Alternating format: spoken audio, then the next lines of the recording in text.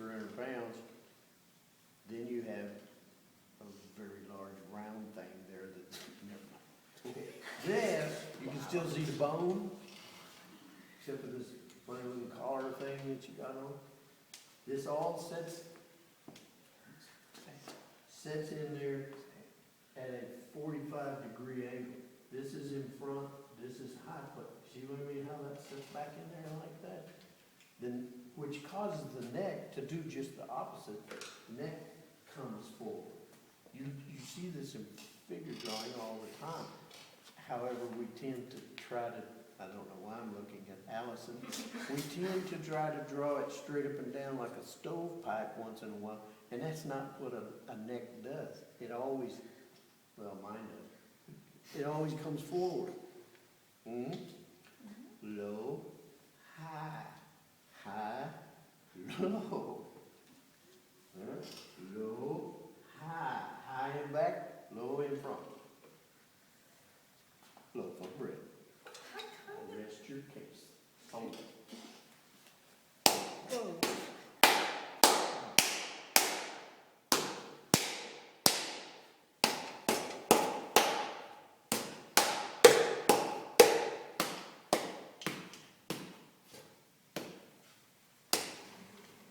45. Ribbon. You feel violated yet, Kimberly?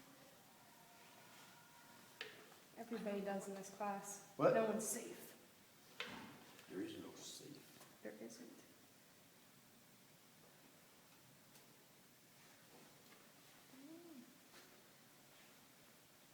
Does anybody know what a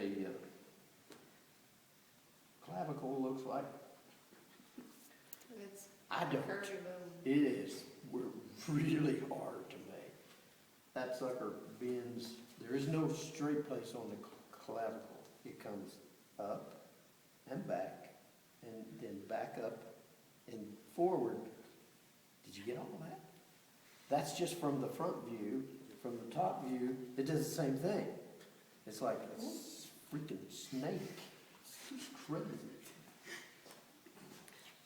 And I forget which one it is. Which one is it, Jackie? Is it the man's that's straighter than the woman's, or the woman's that's straighter than the man's? I think the man's would be straighter.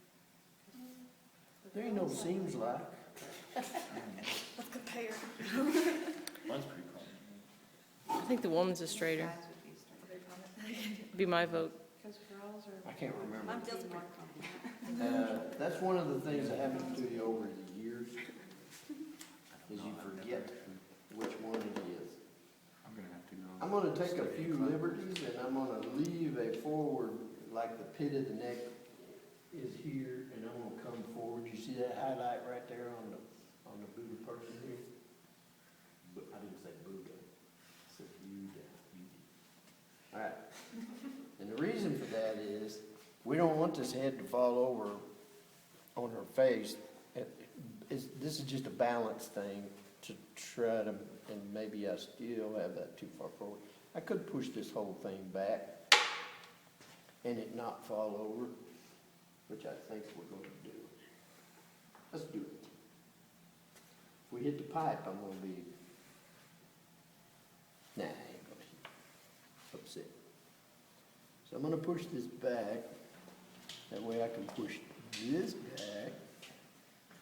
That way I can actually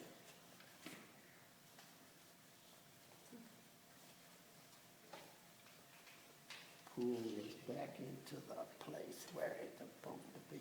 And guys, the reason I'm harping on this today is we need to establish the shoulders very, very soon. We need to establish the clay where it's supposed to be, so that can start getting stiff and hard, because remember, this has got to support this when we get through with this thing, and when we hollow this out, it needs to have been there for a while. So I don't like that. How much shoulder do you put? I would back off across the room. I would also try to repeat angles and planes that are in the face, in the hair. So, oh yeah, Don't do a loaf of bread that's foreign to whatever angles and planes are in the face. I see this angle, I'm gonna try to repeat that. If, in this case, this is gonna be you're gonna have her head tilted this way, then I would say this is probably is this your high shoulder? Low shoulder. And by the way, when you're working on this, now's the time to decide, do I push this shoulder back? Is this the low shoulder? Is this the high shoulder? Anything besides a bisymmetrical loaf of bread. I don't know why I keep going to that, but I know. Actually. We all did today and failed. Actually, you need to work your clay. And you need to put.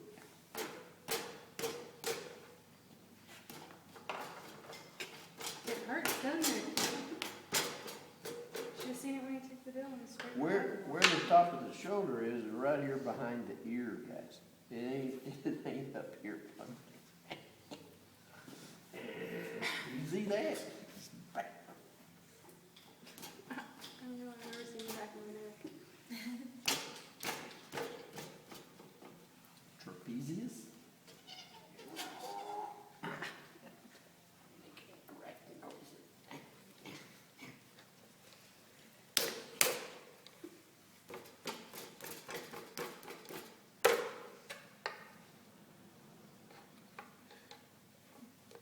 I leave these surfaces slightly convex most of the time just because Makes it pretty. I'm a convex kind of guy.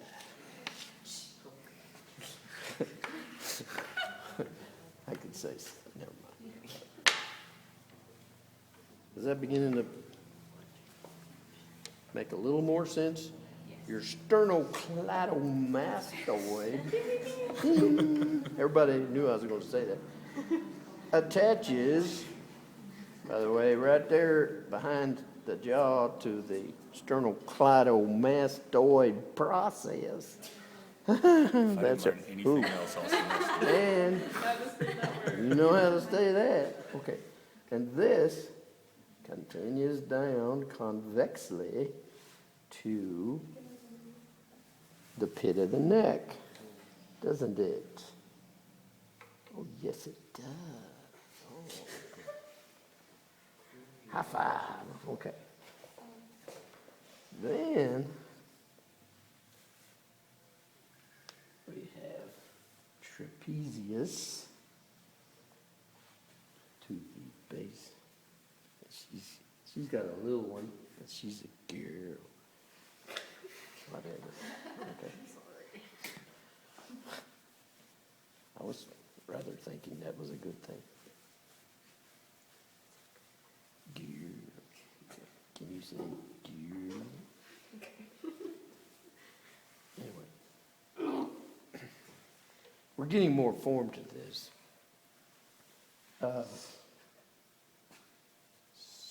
Scapula could come forward.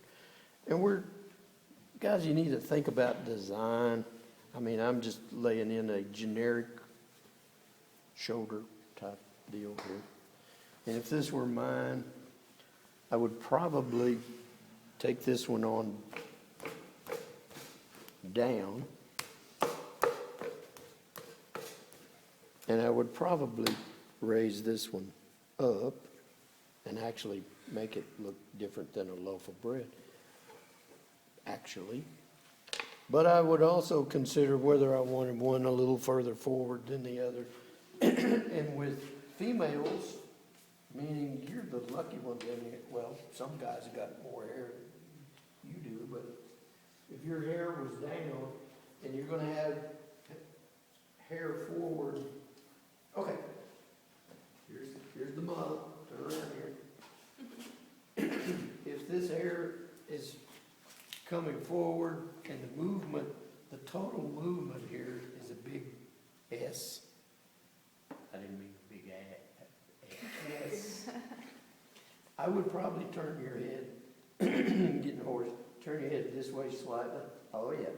And I would raise this shoulder That's a cute one right there. Do you see what I mean? Give it a little attitude, compositionally. What kind of movement do you want in your piece? Very seldom